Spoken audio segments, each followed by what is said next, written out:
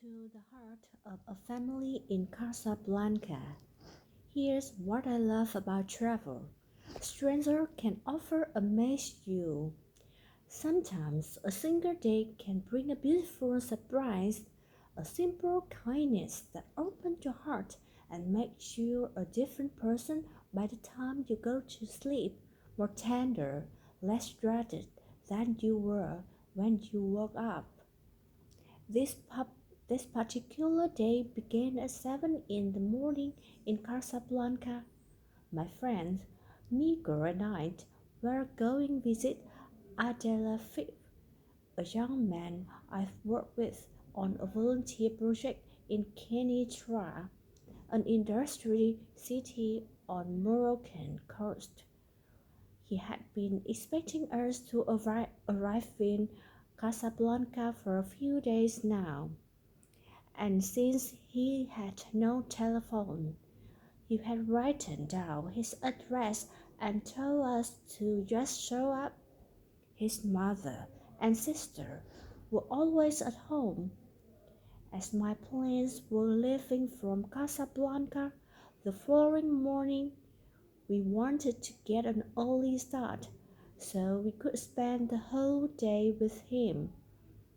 Apparently, the address Adelatif had written down for us was hard to understand, and when we got into the neighborhood, our taxi driver started asking directions.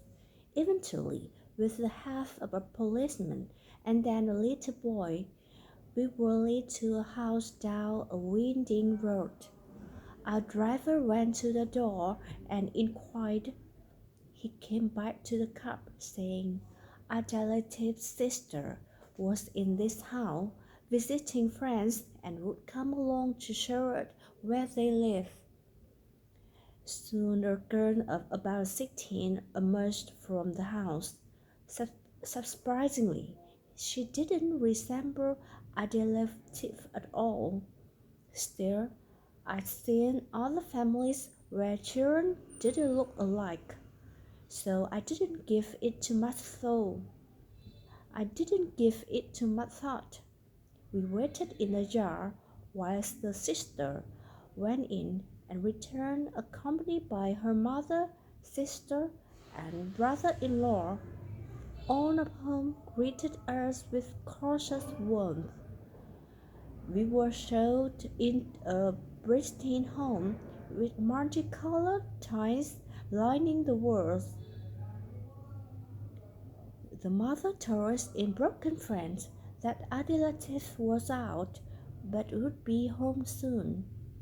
We sat on low, cushioned seats in the living room, drinking sweet mint tea and eating sugar cookies, while the family members took turns sitting with us and making shy, polite conversation that frequently lapsed into uncomfortable silence.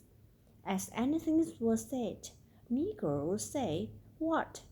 and I would translate the simple phrase to him, "Nice weather today. Tomorrow perhaps rain."